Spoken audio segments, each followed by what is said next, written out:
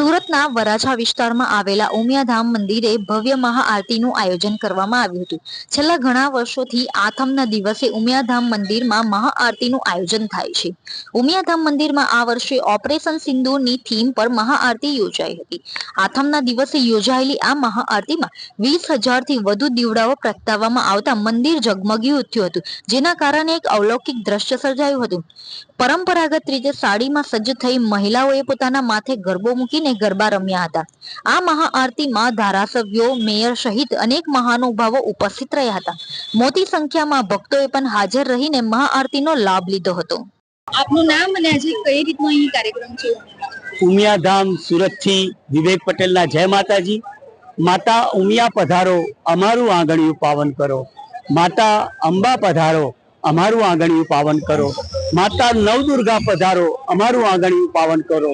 આવા ભાવ સાથેના શબ્દોથી અમે છેલ્લા 32 વર્ષથી અહીંયા નવરાત્રી મહોત્સવનું દિવ્ય અને ભવ્ય આયોજન કરતા હોય છે।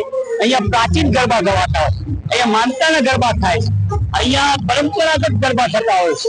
આજે આઠમ છે અને આઠમની મહાઆરતી સમગ્ર વિશ્વમાં પ્રસિદ્ધ છે અને 25,000 કરતા પણ વધુ સંખ્યાની અંદર ભક્તજનોએ આ મહાઆરતીનો લાભ લીધો છે।